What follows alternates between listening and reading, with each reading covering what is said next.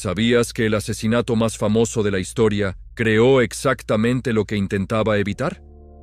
23 puñaladas atraviesan el cuerpo del hombre más poderoso del mundo conocido.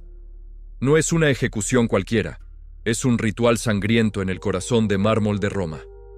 Cayo Julio César yace desangrándose a los pies de la estatua de Pompeyo el Grande, su antiguo enemigo. La ironía resulta demoledora. Los asesinos, senadores que habían cenado con él la noche anterior, alzan sus dagas ensangrentadas al aire. No huyen como criminales, gritan victoriosos. Se autodenominan los liberadores de Roma. Aquella mañana de los idus de marzo del 44 a.C., estos hombres creían firmemente haber salvado la República Romana. Pensaban haber cortado de raíz la serpiente de la tiranía.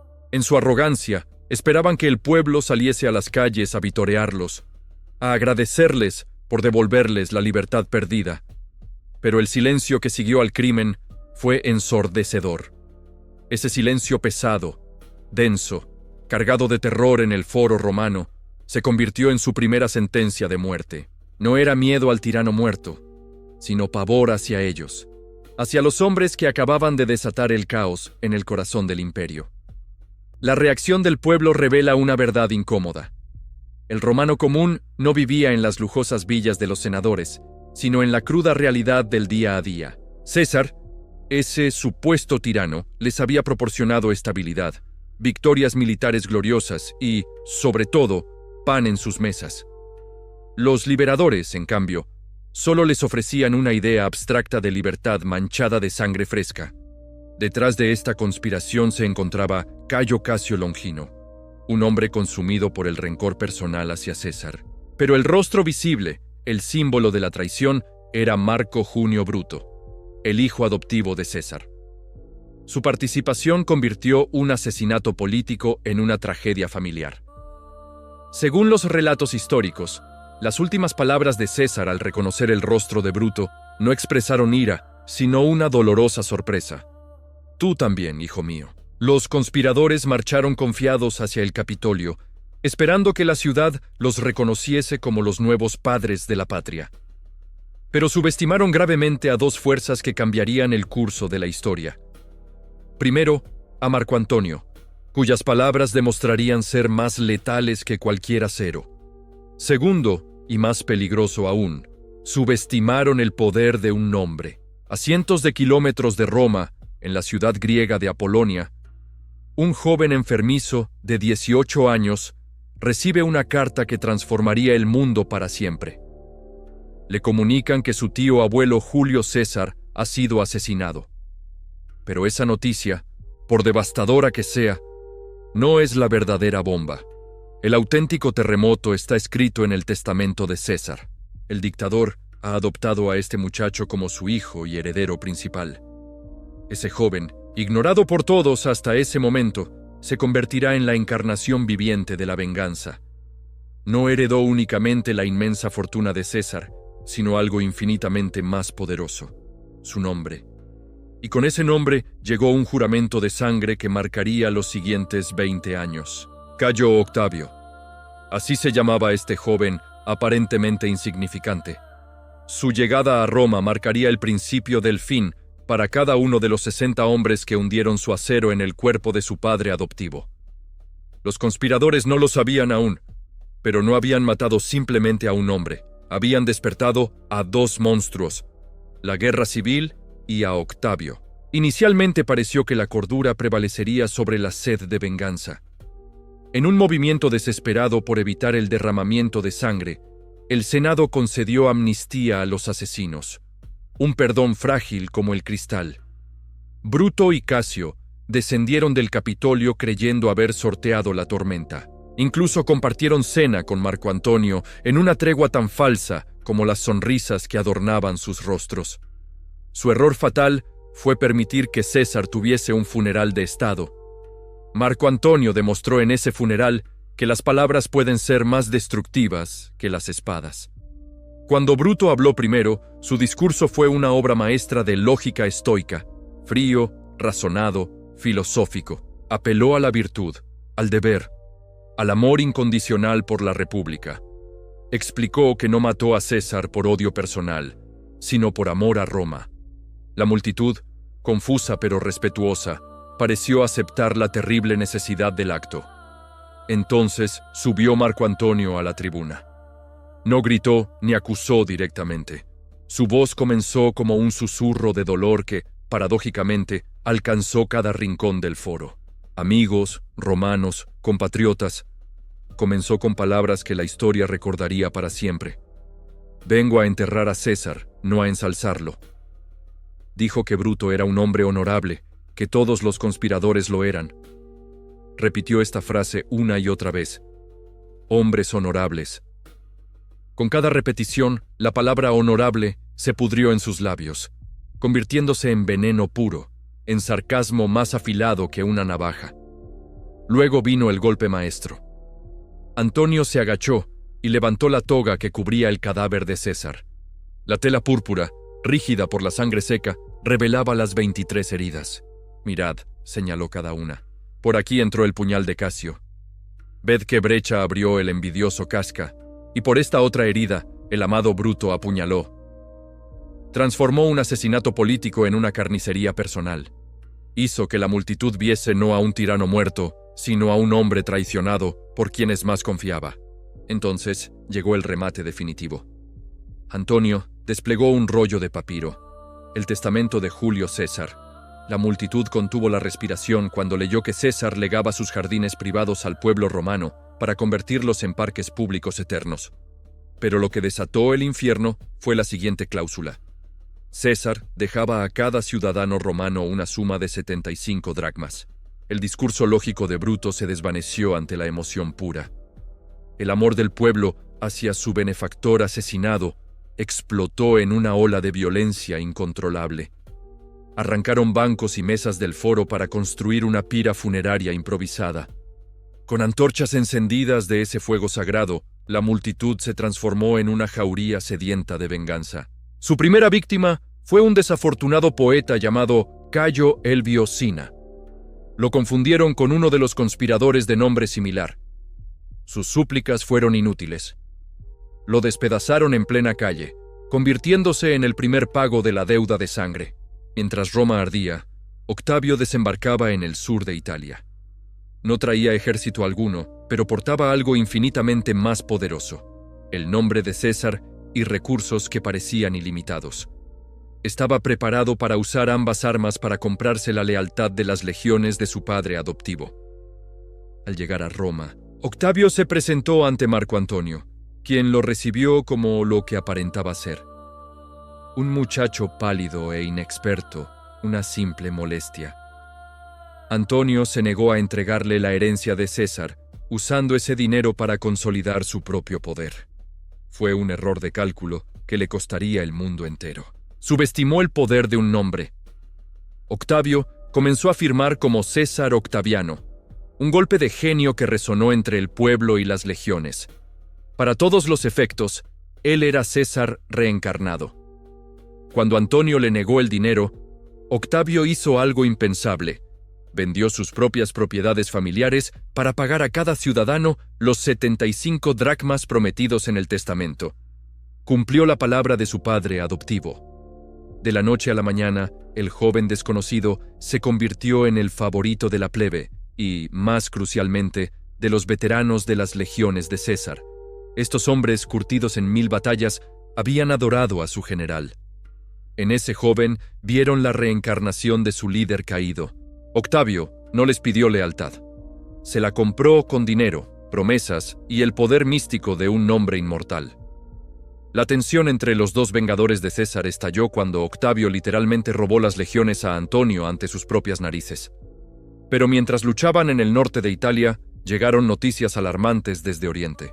Bruto y Casio habían estado ocupados saqueando provincias orientales, acumulando un tesoro de guerra gigantesco y formando 19 legiones. Un ejército formidable financiado por extorsión y listo para marchar sobre Italia. Antonio y Octavio comprendieron una verdad aterradora. Odiaban a los asesinos de César más de lo que se odiaban entre sí. Se reunieron en una pequeña isla en un río cerca de Bolonia, junto con Lépido, otro general de César. Allí, entre barro y niebla, forjaron el segundo triunvirato. No era una alianza política, sino un pacto de depredadores. Se repartieron el mundo como botín y desataron el terror para financiar su guerra. Las proscripciones convirtieron a cientos de senadores y miles de ciudadanos adinerados en enemigos del Estado. Sus nombres, escritos en tablas de yeso, fueron clavados en el foro. Cualquiera podía asesinarlos legalmente y, además, recibir recompensa. Roma se hundió en paranoia sangrienta. Los esclavos mataban a sus amos por la libertad. Los hijos traicionaban a los padres por la herencia.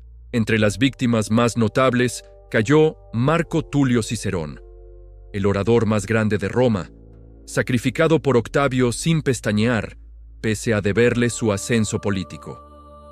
Con Roma purgada y sus arcas repletas de la sangre de sus enemigos, el triunvirato dirigió su mirada hacia Oriente. La confrontación final que decidiría el destino de la República era inevitable. Más de 200.000 hombres se reunieron en una llanura griega llamada Filipos. La concentración de poder militar romano, más grande que la historia había presenciado jamás. La primera batalla fue caótica.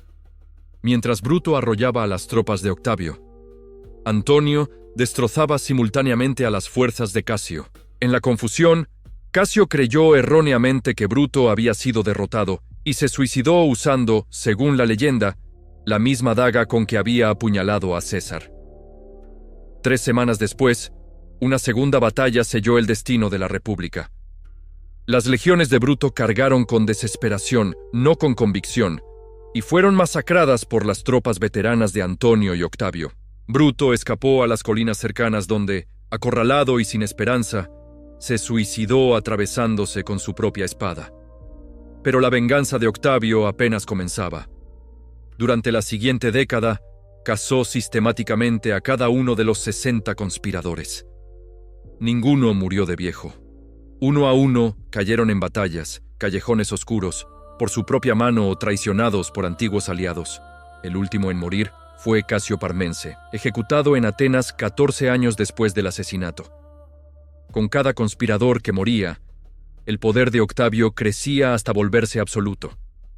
Finalmente, solo quedaban 2 depredadores, Marco Antonio y él. Su enfrentamiento final llegó en la batalla naval de Actium, donde Octavio obtuvo una victoria total. Antonio y Cleopatra huyeron a Egipto, donde se suicidaron. Este sistema de adopción política se convertiría en una de las innovaciones más duraderas del Imperio Romano.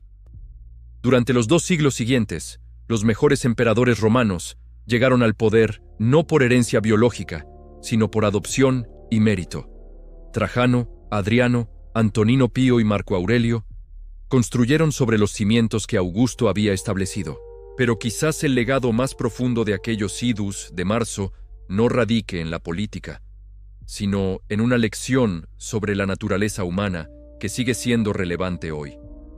Los conspiradores nos enseñaron que las mejores intenciones pueden generar los peores resultados cuando se actúa sin comprender completamente las consecuencias. Augusto demostró que incluso quienes alcanzan el poder a través de la violencia pueden elegir usarlo para construir en lugar de destruir. Esta historia nos recuerda que tenemos el poder de aprender de los errores del pasado. Cada día enfrentamos decisiones que, aunque pequeñas comparadas con las de César o Augusto, pueden tener consecuencias que se extienden más allá de lo que imaginamos. La sabiduría está en reflexionar antes de actuar, en buscar entender antes de juzgar, en construir puentes antes de quemar las naves. El asesinato de César nos demuestra que el cambio verdadero rara vez llega a través de la destrucción violenta, sino mediante la transformación gradual y la comprensión profunda de lo que realmente necesita la gente. Augusto pudo haber sido un usurpador, pero se convirtió en el fundador de un sistema que perduró más de 4 siglos. En última instancia, aquellas 23 puñaladas nos dejaron una verdad eterna. Somos arquitectos de nuestro propio destino, y las decisiones que tomamos hoy moldean el mundo que heredarán las generaciones futuras. Lo que más llama la atención de la historia de Augusto no es cómo llegó al poder, sino lo que hizo después de conseguirlo. Durante 45 años de reinado, este joven que había empezado como un vengador sediento de sangre, se convertiría en uno de los constructores más brillantes que ha conocido la humanidad. Los documentos de la época sugieren que Augusto desarrolló una obsesión particular: borrar las cicatrices que había dejado su propia sed de venganza. Cada proyecto arquitectónico, cada reforma, cada decisión política parecía diseñada para compensar la violencia de su juventud. Era como si hubiese comprendido que la verdadera grandeza no se mide por los enemigos destruidos, sino por la belleza y el progreso que dejas atrás. Esta transformación personal tuvo consecuencias extraordinarias para millones de personas. Durante su reinado, un comerciante podía viajar desde Britania hasta Egipto sin temor a bandidos o guerras. Las ciudades florecieron, las carreteras se multiplicaron y el conocimiento se expandió de forma nunca vista. Todo porque un hombre decidió cambiar la destrucción por la construcción. Pero hay algo que pocas veces se cuenta sobre los últimos años de Augusto. Los historiadores mencionan que el emperador desarrolló una rutina extraña. Cada 15 de marzo, el aniversario del asesinato de César, se encerraba en su estudio privado durante horas. Sus sirvientes relataban que podían escuchar murmullos, como si estuviese manteniendo conversaciones con alguien invisible. Algunos especulan que hablaba con el fantasma de su padre adoptivo. Otros creen que simplemente reflexionaba sobre las decisiones que había tomado. Lo cierto es que estos momentos de soledad parecían renovar su determinación de gobernar con justicia. Como si cada año se recordase a sí mismo el precio de la venganza y eligiese conscientemente el camino de la paz. Esta evolución personal de Augusto nos enseña algo fundamental. Nunca es demasiado tarde para cambiar el rumbo de nuestra vida. Todos cargamos con decisiones del pasado que preferíamos haber tomado de otra manera, pero tenemos el poder de decidir quiénes queremos ser a partir de ahora. El emperador también revolucionó algo tan básico como la forma de medir el tiempo. Hasta entonces, el calendario romano era un caos que cambiaba según los caprichos de los políticos. Augusto estableció el calendario que, con pequeñas modificaciones, seguimos usando hoy. Incluso el mes de agosto lleva su nombre, recordándonos cada año su legado. Pero quizás su innovación más importante fue crear el primer sistema de noticias del mundo.